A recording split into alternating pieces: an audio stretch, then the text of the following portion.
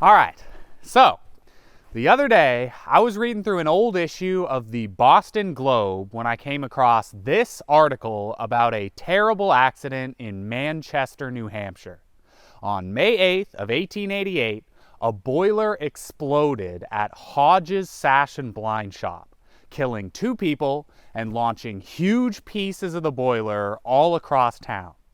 One piece of the boiler went flying down a residential street where it shaved the fronts off a bunch of houses, and another piece punched a big hole in someone's barn after a 500-foot journey through the air. And lastly, a third hunk of the boiler flew 200 feet into the local cemetery where it knocked the tops off of 2 headstones. That last detail there really caught my attention, and here's why. Nowadays, Hodges Sash and Blind Shop doesn't exist, right? And that barn that got smashed by a piece of the boiler is long gone. And those houses that got damaged were either repaired or demolished long ago. And just overall, I think it's safe to say that almost 140 years after that boiler exploded, the city of Manchester has just about healed entirely. As far as I'm aware, no physical evidence of that boiler explosion even exists on the city streets anymore. No scars remain. Except for maybe those 2 broken headstones. Because comparatively to most buildings and streets and structures, cemeteries are pretty resilient to the passage of time. There's a very good chance that those headstones were broken back in 1888, and then nobody touched them again for over a century. And so, with that in mind, I thought it would be fun to head up to Valley Cemetery in Manchester, New Hampshire, and see if I could find the 1888 boiler explosion headstones. Only one small problem though. The boiler explosion happened on Elm Street. And if you look at a map of Valley Cemetery, then you can see that Elm Street is near the western border of the cemetery. So, because the piece of boiler flew about 200 feet, the damaged headstones must be somewhere on this side of the grounds, right? But the problem is, the only unlocked gate to the cemetery is way over here on the eastern side, meaning that in order to get to where the boiler headstones might be, I have to walk across the entire cemetery. And since I have such a long and grueling walk ahead of me, and since Valley Cemetery is really historic and really cool and really crowded with all sorts of interesting stories, I thought that since I'm walking across the whole cemetery anyway, I might as well keep myself occupied by making a few extra stops and telling you a few extra stories about the cemetery. Just a couple, like maybe 1 or 2 or 12, like a small detour, the scenic route, if you will. So how about we get started with some old pictures of Valley Cemetery.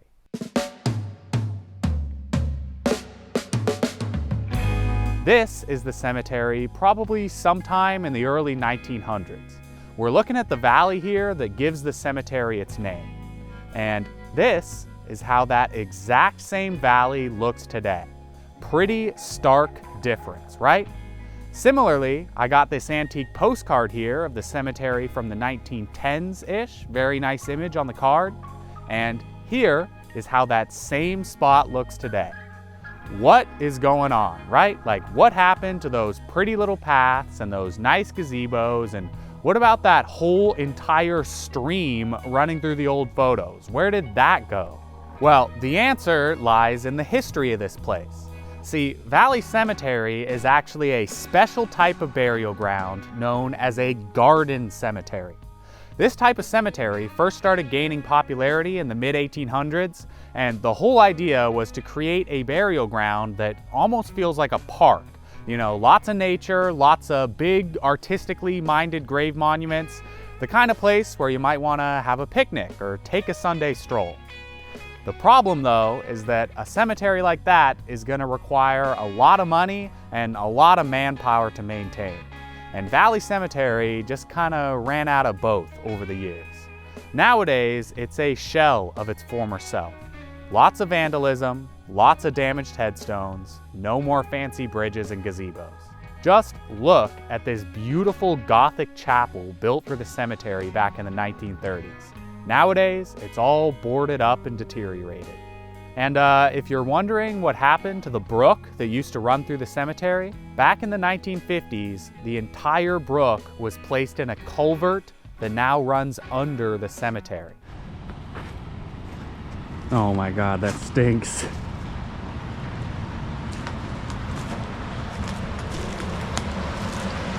There's Cemetery Brook, entirely culverted now. But hey, all that said, Valley Cemetery is still more than worth a visit. Even deteriorated, it's a beautiful place for a walk full of all kinds of unique history. Like, take this headstone for example. This is the Means family stone, erected in 1902. It's pretty cool, right? Just look at that fantastic Celtic cross design up on top there. But if you really examine the stone closely, you'll find something even more fascinating.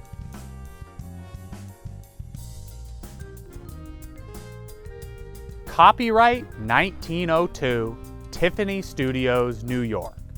That's right, this headstone design is copyrighted by the famous Tiffany Studios, no less. I've heard of copyrighted headstones before, but this is the first time that I've ever seen one that actually has the copyright inscribed into the stone like this. Pretty dang cool. And you know, since this stone was built back in 1902, the copyright has actually expired by now.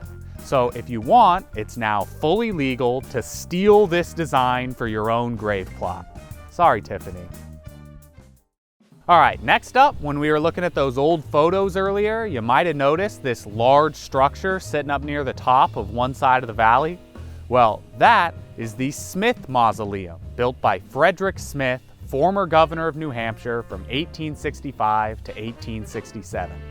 I really like this mausoleum because you can just walk right out onto it for probably the best view in the entire cemetery.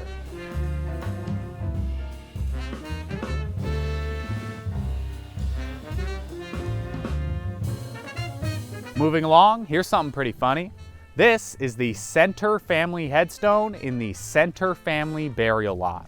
In July of 1874, a woman named Rosanna Donahue was arrested for stealing flowers from this plot. And why was Rosanna stealing flowers? Well, because her feet hurt, and she had heard that the flowers of the phlox plant can cure sore feet. So there you go. She saw some phlox flowers on the grave plot, and her feet were feeling real sore. Seems pretty reasonable to me. Next, I'd like to show you a headstone that I've got a kind of special connection to. This is the grave of Wentworth Grant, a painter who died back in 1887. While I was doing research on Valley Cemetery, I came across Wentworth's obituary in an old newspaper, and this last line at the bottom here really caught my attention. Wentworth leaves behind a hearing widow and a grandchild. When I read that, all I could think about is, what on earth is a hearing widow? I thought for sure that that must be some kind of like antiquated, old, hyper-specific phrase that nobody uses nowadays.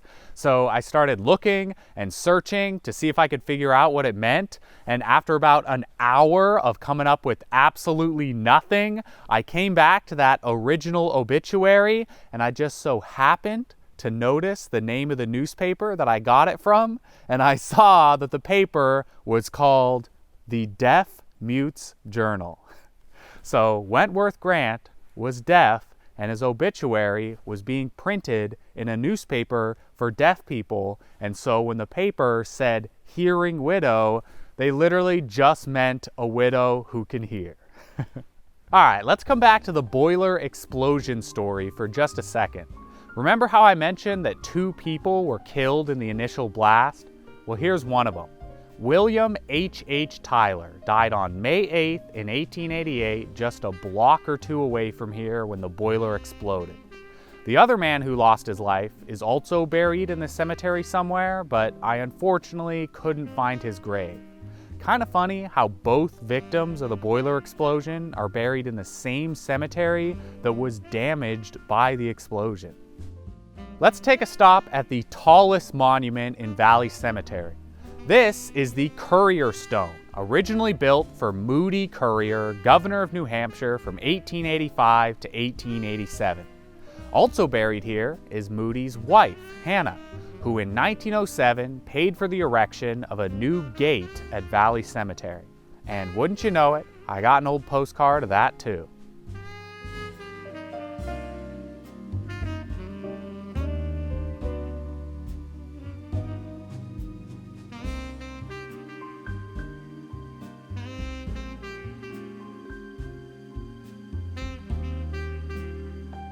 Next, I'd like to share something rather touching with you.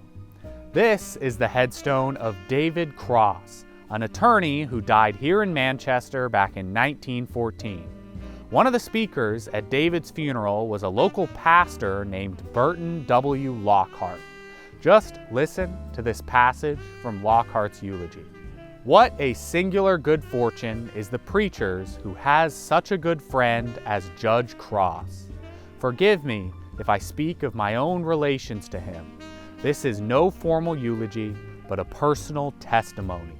He had done for me what no other man ever did, what my own father never did, put his arms about me and said, "I love you."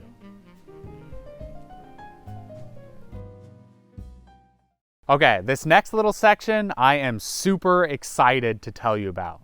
Way back in July of 1851, the Manchester Daily Mirror published a very strange article in their paper, attributed only to someone named Y.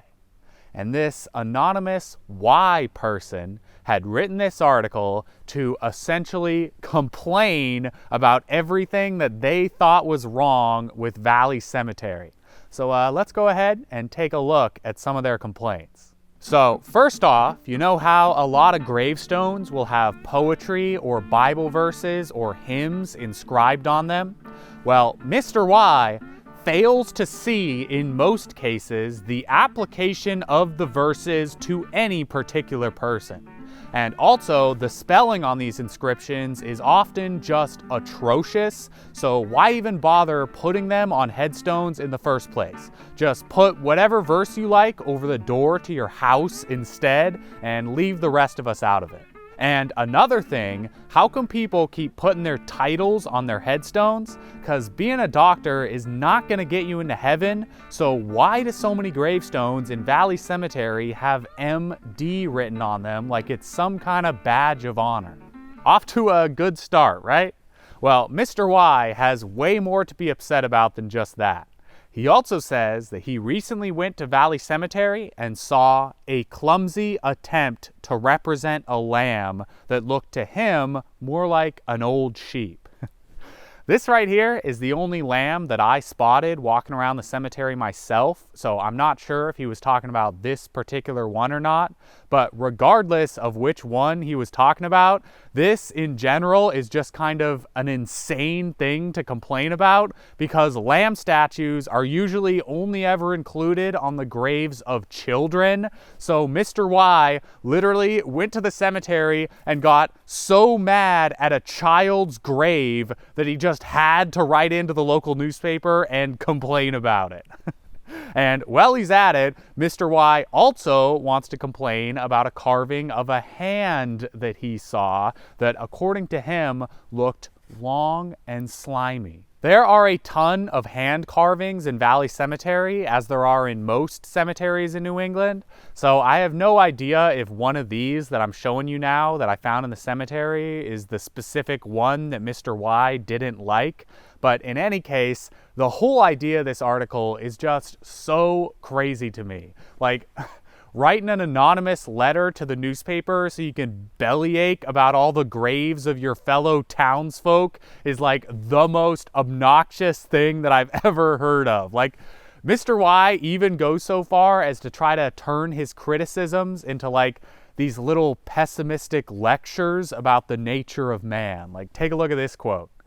"It is to be regretted that some of our wealthiest and most influential citizens have done nothing to improve their lots. A sad commentary, it teaches us, of the frailty of human friendship, and of how little consequence, after all, a man is to the circle in which he moves.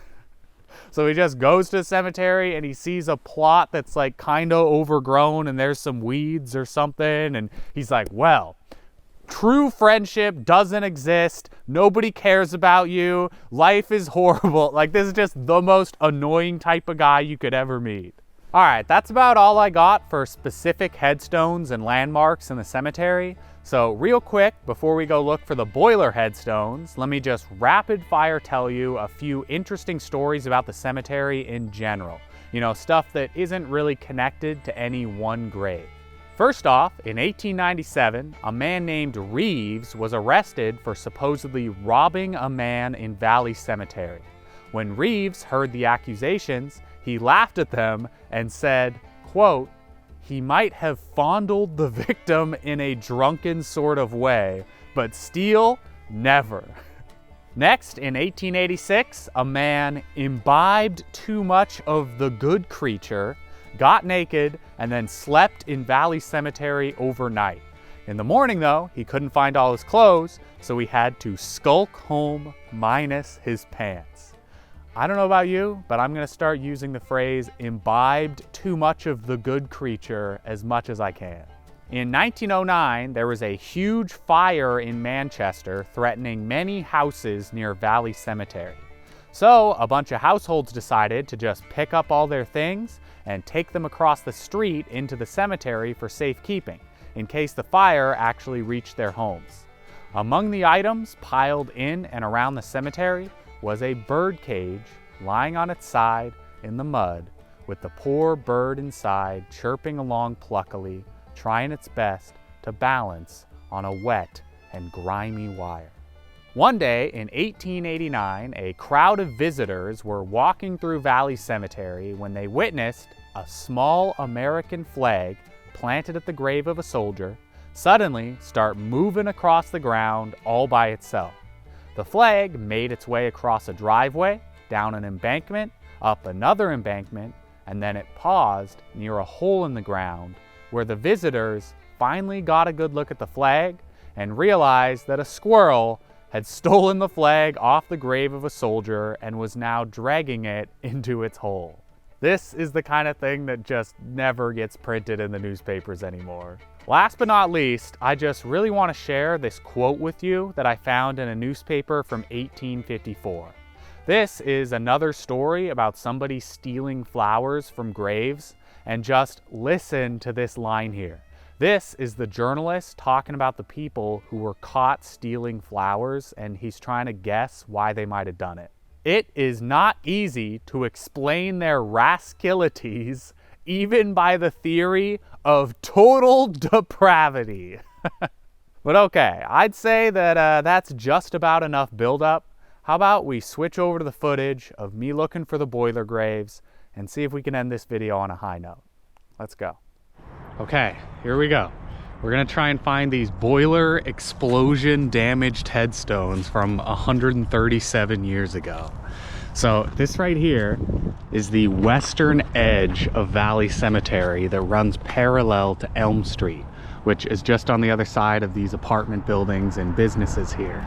I don't exactly know where exactly the shop that exploded was on Elm Street, so I'm thinking the best thing to do is just to walk along this edge here and look for any potential candidates. I think the key thing here is that the original newspaper article that we're basing this all off of explicitly says that a section of the boiler flew into the cemetery and damaged 2 headstones, and not sections or pieces. So it sounds like one individual piece came into the cemetery and broke the tops off those headstones.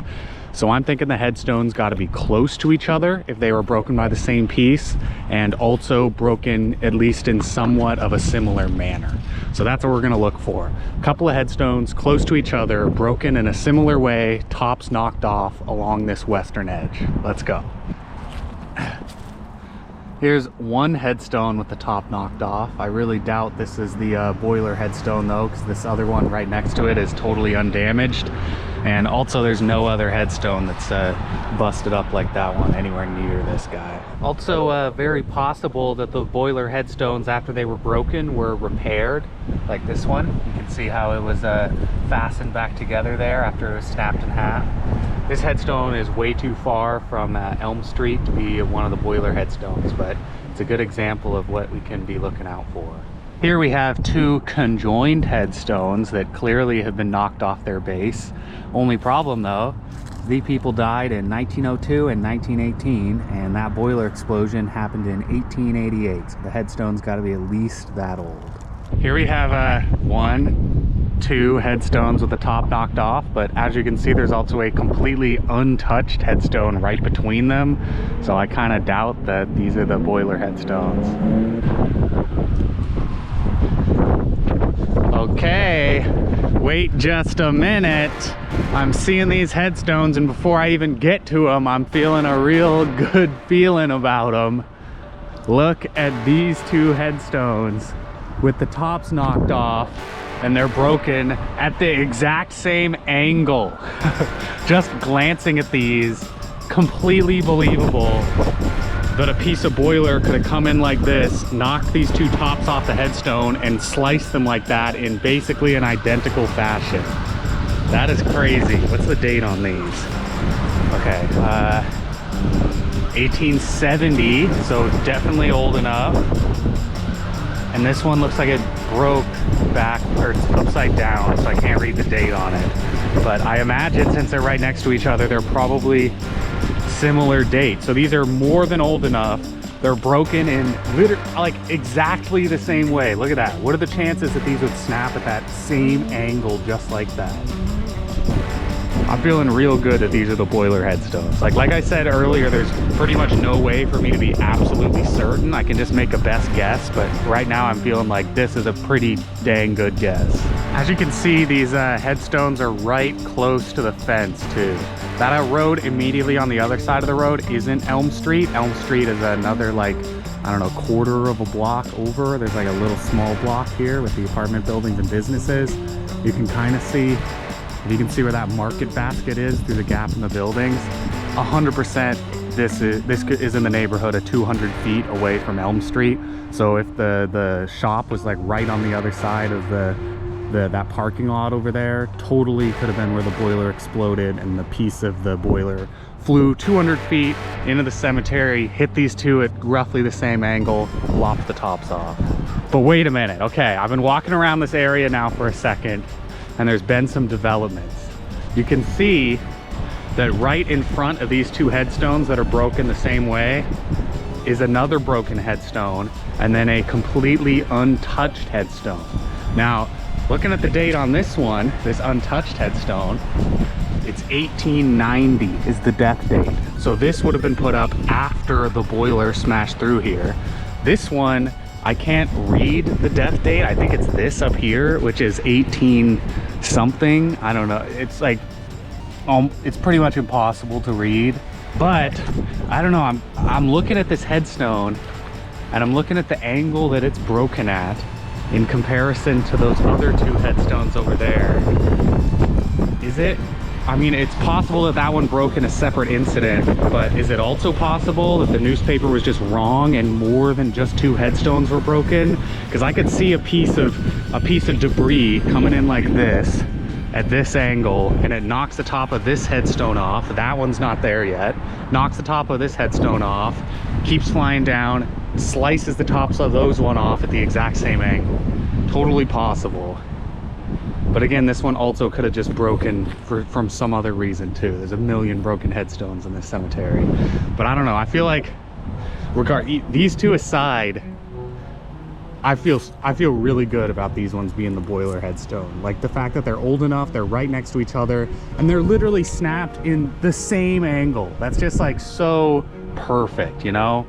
It's a little surprising to me that the stones are in decent shape, the like broken off halves. Like I would have thought they would have been crushed a little more by the boiler, but I don't know. I guess it depends on how big the piece was that flew in here, you know? But I don't know. I feel I feel mostly satisfied that these are the best possible guess in the cemetery for the boiler headstones. So, thank you for watching. I hope you enjoyed the video. I'm gonna get out of the cold now.